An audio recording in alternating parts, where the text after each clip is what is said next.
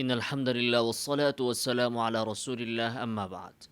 বাংলাদেশে যে সকল বেদাতি দরবার আছে, বেদাতি গোষ্ঠী আছে, তার মধ্যে সবচাইতে জঘন্য, বেয়াদব এবং সবচাইতে উগ্র এবং উশৃঙ্খল হচ্ছে এই সোর্স সিনার মুরিদগুলো।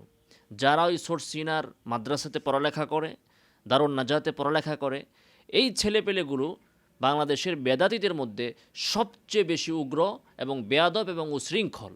এদের মুখে কোনো কথা বাজে না। আমি সরসিনার আলেম বা পীরদের নিয়ে কিছু বলতে চাই না, কিন্তু বাংলায় একটা কথা আছে যে গাছ তোমার নাম কি ফলে পরিচয়। এরা কতটা জঘন্য দেখুন, যে এরা আজকে আমার যে পেজটি ছিল মুফতি রাকিবুল ইসলাম নামে, এই পেজটি তারা সাসপেন্ড করে দিয়েছে।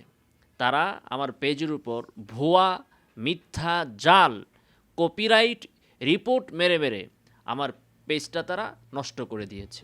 যে পেজ থেকে আমি তাদের ভালোর জন্য, উপকারের জন্য কোরআন এবং হাদিসের আলোকে তাদের বেদাতগুলোকে চিহ্নিত করে দিতাম, যেন তারা এবং বাংলাদেশের জনগণ বেদাত থেকে ফিরে সুপথে আসতে পারে, সেই পথটা তারা বন্ধ করে দিতে চায়।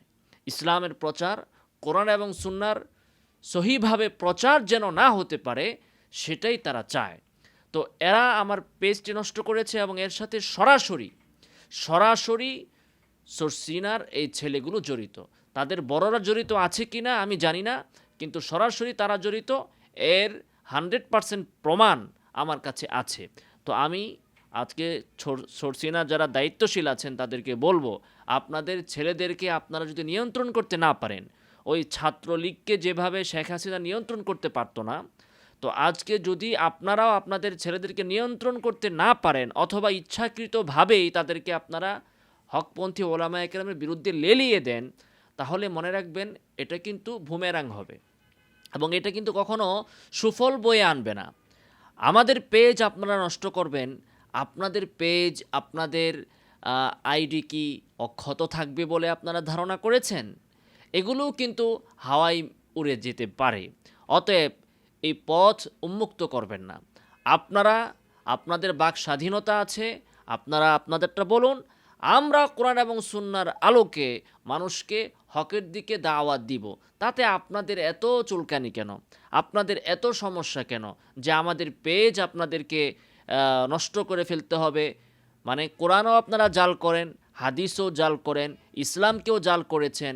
এখন মানুষের ফেসবুকের উপর ভুয়া, জাল, মিথ্যা কপিরাইট রিপোর্ট দিয়ে, মানে আমার ভিডিওকে তারা তাদের নিজেদের বলে দাবি করে, আমার ছবিকে, আমার নিজের ফেসের ছবিকে তারা নিজের বলে দাবি করে জাল কপিরাইট রিপোর্ট দিয়ে আমার পেজটাকে তারা নষ্ট করেছে।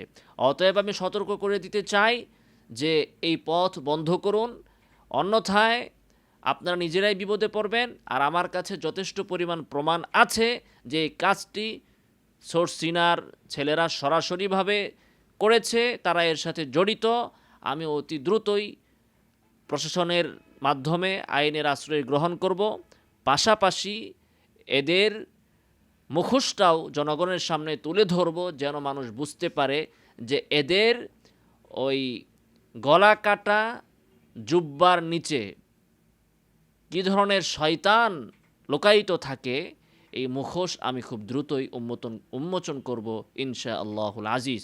যারা আমার এই বার্তাটি পাবেন, আপনারা অবশ্যই আপনাদের ফেসবুকে, ইউটিউবে, অন্য চ্যানেলে ছড়িয়ে দিবেন।